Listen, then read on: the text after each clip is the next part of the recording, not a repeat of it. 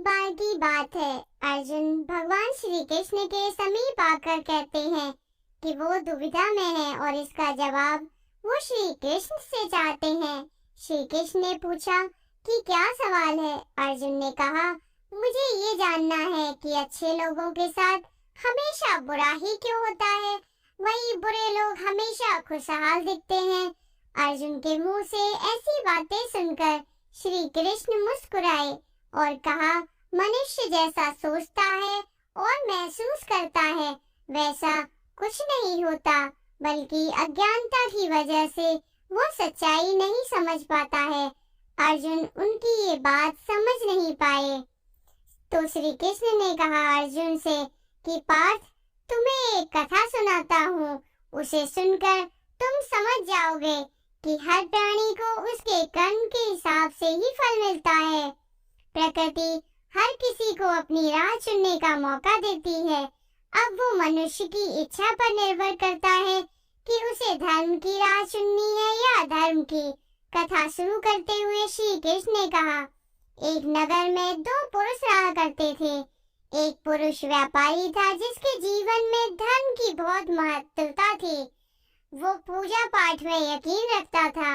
वो हर रोज मंदिर जाता और दान धर्म भी करता था। हर रोज भगवान की पूजा करता था। वहीं दूसरा पुरुष बिल्कुल विपरीत था। वो हर रोज मंदिर तो जाता था, लेकिन पूजा करने नहीं, बल्कि मंदिर के बाहर से जूते चप्पल चुराने। उसे दान और धर्म से कोई लेना देना नहीं था। समय बीतता गया और एक दिन बहुत जोर की बारिश हो रही थी। इस वजह से मंदिर में पुजारी के अलावा कोई नहीं था। ये बात जब दूसरे पुरुष को पता चली तो उसने कहा कि ये सही मौका है मंदिर का धन चुराने का।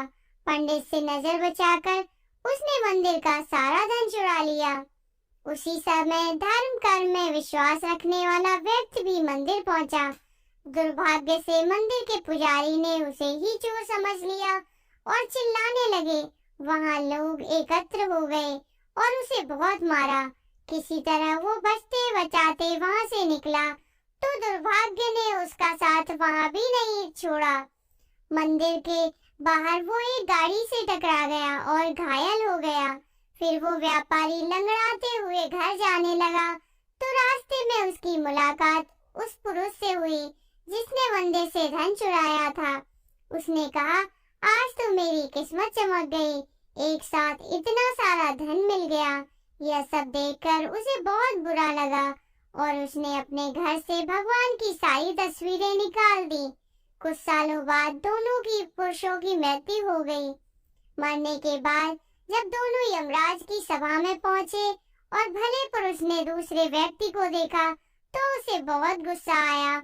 उसने क्रोधित होकर यमराज से पूछ ही लिया, मैं तो हमेशा अच्छे कर्म करता था, दान में विश्वास रखता था, उसके बदले जीवन भर मुझे अपमान और दर्द ही मिला और इस व्यक्ति को नोटों से भरी पोटली। आखिर ऐसा भेदभाव क्यों? इस पर यमराज ने कहा, पुत्र तुम गलत समझ रहे हो। जिस दिन तुम्हारी गाड़ी से टक्कर हुई थी वो दिन तुम्हारे जीवन का आखिरी दिन था, परंतु तुम्हारे अच्छे कर्मों की वजह से तुम्हारी मौत सिर्फ एक छोटी सी चोट में बदल गई। तुम इस दुष्ट व्यक्ति के बारे में जानना चाहते हो? दरअसल इसके भाग्य में राजयोग था, मगर इसके कुकर्मों और अधर्म की वजह से वो सिर्फ एक छोटी सी धन की पोटली में बदल गया। कथा सुनाने के बाद श्री कृष्ण ने अर्जुन से कहते हैं, पार्थ, क्या अब तुम्हें तुम्हारे सवाल का जवाब मिल गया? ऐसा सोचना कि भगवान तुम्हारे कर्मों को नजरअंदाज कर रहे हैं, ये बिल्कुल भी सही नहीं है।